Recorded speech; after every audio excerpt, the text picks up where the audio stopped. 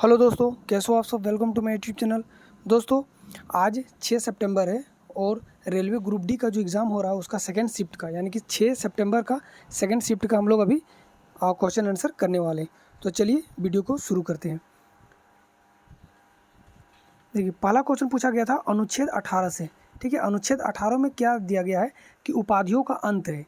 ठीक है, इसमें कई सारे हैं, इसमें 4 जो मेन है उसको यहाँ पे मेंशन किया कर दिया हूँ कि राज्य सेना, क्या राज्य सेना या विद्या संबंधी सम्मान के सिवाय कोई उपाधि प्रदान नहीं करेगा। ठीक है, उसके बाद है भारत का कोई नागरिक किसी विदेशी राज्य से कोई उपाधि स्वीकार नहीं करेगा। कोई व्यक्ति जो भारत का नागरिक नहीं है, ठीक है, राज्य के अधीन लाभ या विश्वास के किसी पद को धारण करते हुए किसी विदेशी राज्य से कोई उपाधि उपराष्ट्रपति या माफ़ कीजिएगा कोई उपाधि राष्ट्रपति की सहमति के बिना स्वीकार नहीं करेगा। ठीक है, उसके बाद एक चौथा नंबर में है कि राज्य के अधीन लाभ या विश्वास का पद धारण करने वाला कोई व्यक्ति किसी विदेशी राज्य से या उनके अधीन किसी रूप में कोई भेंट, उपलब्धि या पद राष्ट्रपति की सहमति के बिना स्वीकार नहीं करेगा। तो ये सब 4 है। इसका जो आप लोग को ऑप्शन में जो दिया गया था वो दिया गया था उपाधियों का अंत, तो इसका करेक्ट आंसर हो जाएगा उपाधियों का अंत। ठीक है, नेक्स्ट पूछा गया था कि भारत विश्व के मानचित्र में कहाँ स्थित है। निम्न में से कौन गलत है आपको बताना था। ठीक है, तो जो आपको जो दिया गया तो 3 ऑप्शन वो सही था। एक चौथा जो था वो है कि भारत दक्षिणी गोलार्ध में स्थित है। देखिए, भारत दक्षिणी गोलार्ध नहीं उत्तरी गोलार्ध में स्थित है। ठीक है, तो ये दक्षिणी गोलार्ध ये आपका सही आंसर हो जाएगा। ये गलत है लेकिन ये आपका ऑप्शन के अनुसार सही हो जाएगा क्वेश्चन के अनुसार। अगला क्वेश्चन है कि इंटरनेशनल क्रिकेट में 100 छक्के लगाने वाले सबसे कम उम्र के खिलाड़ी कौन बने हैं। ठीक है, तो ये जो है ना हाल ही में अभी ऋषभ पंत ने ये कारनामा किया है कि 100 छक्के लगाए हैं और ये सबसे कम उम्र के हैं। मार्च 2022 से 2027 तक नई पंचवर्षीय खेल नीति किसने लागू की। देखिए, खेल नीति, देखिए ये एग्जैक्टली क्वेश्चन नहीं मिल पाया बढ़िया से, लेकिन ये हिमाचल प्रदेश इसका हो जाएगा। अगर यही क्वेश्चन अगर रहा हो तो हिमाचल प्रदेश इसका हो जाएगा करेक्ट आंसर। लोसर नृत्य किस राज्य में मनाया जाता है। तो लोसर नृत्य देखिए असम और सिक्किम में मनाया जाता है। आपको शायद ऑप्शन में सिक्किम दे रखा था। इसके अलावा भी अगर विदेश यानी कि फॉरेन से पूछा जाएगा कि किस किस और भारत के पड़ोसी मुल्क में मनाया जाता है, तो लोसर तिब्बत में, नेपाल में और भूटान में भी मनाया जाता है। ठीक है, वर्तमान में भारत में कितने शास्त्रीय भाषाएं हैं। देखिए, वर्तमान में भी 6 शास्त्रीय भाषाएं कौन कौन सा है। तेलुगु है, तमिल है, संस्कृत है, कन्नड़ है, मलयालम है और उड़ीसा है। ठीक है, ये 6 भाषाएं हैं। नेक्स्ट क्वेश्चन पूछा गया था कि विद्युतीय प्रतिरोध यानी कि इलेक्ट्रिक रेसिस्टिविटी का एसआई मात्रक क्या है। तो इलेक्ट्रिक रेसिस्टिविटी का एसआई मात्रक क्या है, ओम मीटर है। सोडियम क्लोराइड NaCl को सिल्वर नाइट्रेट, ठीक है, NaCl को जब सिल्वर नाइट्रेट AgNO3 के साथ अभिक्रिया कराते हैं तो क्या बनता है। देखिए, अभिक्रिया कराने से क्या बनता है, तो AgCl बनता है यानी कि सिल्वर क्लोराइड बनता है और NaNO3 सोडियम नाइट्रेट बनता है। ठीक है, तो ये एक तरह का डबल विस्थापन अभिक्रिया भी है। तो आप लोगों को पूछा गया था क्या बनता है, तो देखिए ये प्रोडक्ट बनता है। ठीक है, अगला पूछा गया था अवक्षेपण से क्या बनता है। देखिए, अवक्षेपण क्या है, तो अवक्षेपण का अर्थ होता है कि किसी ठोस का बनना। किसी द्रव विलयन में रासायनिक अभिक्रिया होने पर यदि कोई ठोस उत्पन्न होता है, कोई लिक्विड या द्रव विलयन है उसमें से अगर कोई ठोस उत्पन्न होता है तो उसे अवक्षेपण कहा जाता है और अवक्षेपण से क्या अवक्षेप बनता है। ठीक है, इसका आंसर हो जाएगा अवक्षेप। आगे चलते हैं। अगला पूछा गया था कि आवर्त सारणी में कुल 118 तत्व, इनमें से कितने प्राकृतिक रूप में पाए जाते हैं यानी कि कौन सा कितना नेचुरल है। तो देखिए 94 जो है वो नेचुरल तत्व है जो प्रकृति में पाए जाते हैं। भारत में मुख्यतः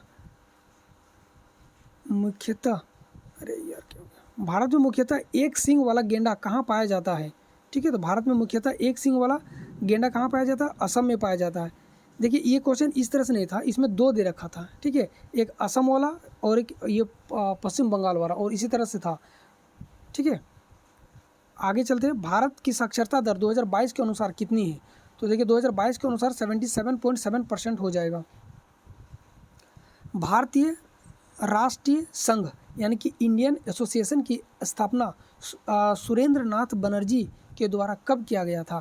तो ये हो गया था, कब किया गया था? 26 जुलाई 1876 को किया गया था।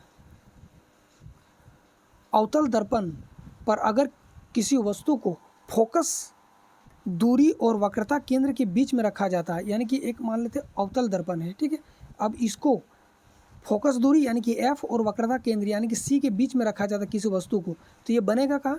तो ये इन्फिनिटी अनंत और वक्रता केंद्र के बीच में कहीं पे बनेगा, और ये उल्टा बनेगा और वस्तु से काफ़ी बड़ा बनेगा, ठीक है, और ये रियल होगा, वास्तविक होगा तो उल्टा भी होगा, ठीक है, तो ये वास्तविक होगा।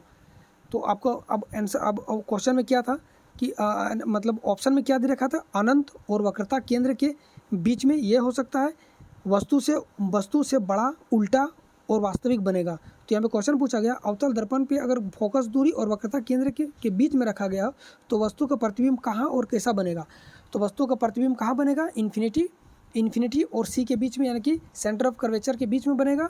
और कैसा बनेगा? तो बस उल्टा बनेगा, वास्तविक बनेगा और वस्तु से काफ़ी बड़ा बनेगा।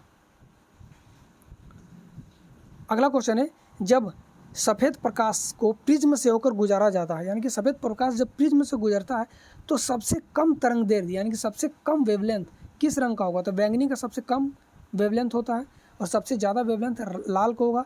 अगर यहीं पे सबसे ज़्यादा फ्रीक्वेंसी पूछेगा किसका होगा, तो सबसे ज़्यादा फ्रीक्वेंसी हो जाएगा बैंगनी का और सबसे कम फ्रीक्वेंसी हो जाएगा किसका? लाल रंग का, यानी कि रेड का।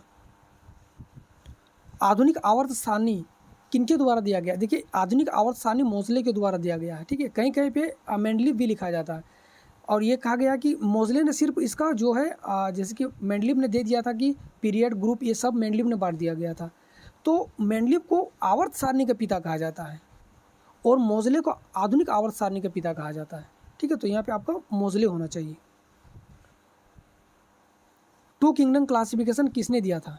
तो देखिए जो 2 किंगडम क्लासिफिकेशन था वो कैरोलस लिनियस ने दिया था, ठीक है, कैरोलस लिनियस ने दिया था।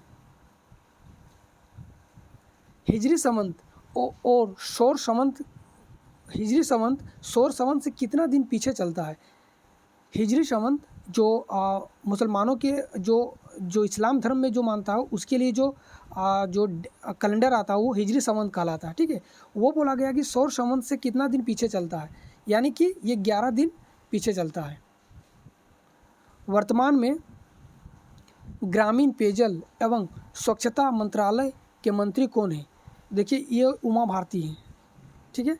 प्रोटीन का संश्लेषण कहाँ होता है? तो प्रोटीन का संश्लेषण राइबोसोम में होता है। नेक्स्ट क्वेश्चन पूछा गया था, अनुवांशिकता के जनक किसे कहा जाता है? ग्रेगर जॉन मेंडल को कहा जाता है अनुवांशिकता का जनक। नेक्स्ट क्वेश्चन है कि पावर दे रखा था, ठीक है, पावर दे रखा था 6 वाट का, वोल्टेज दे रखा था 12 वोल्ट का, तो फाइंड करना था करंट यानी कि आई आपको निकालना है। तो हम लोग को पता है कि P बराबर क्या होता है? V इंटू आई होता है।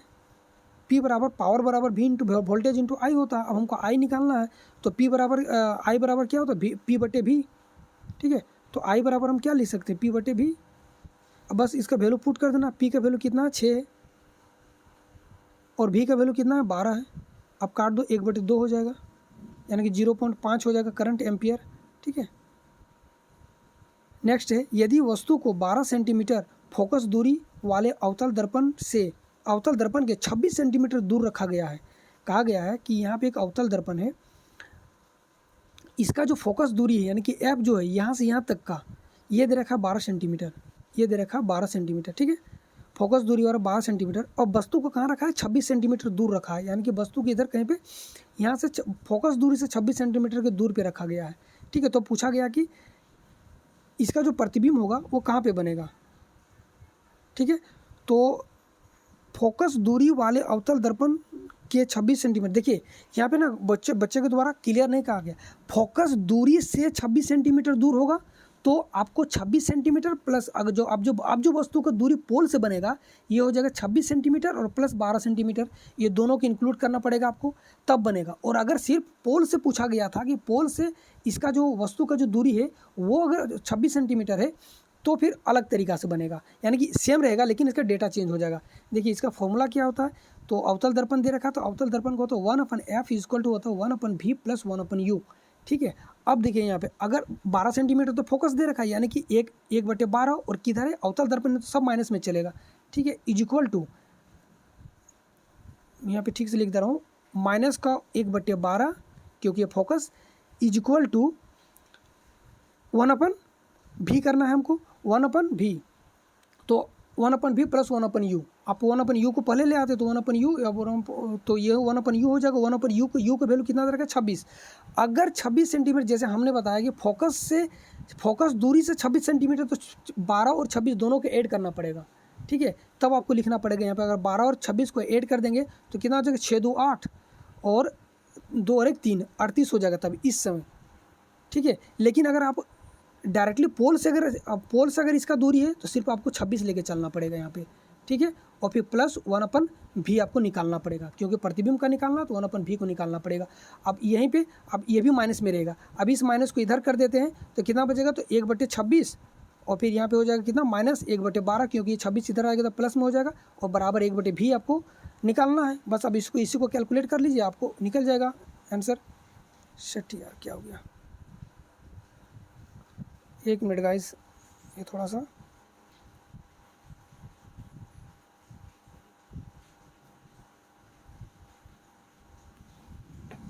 ठीक है।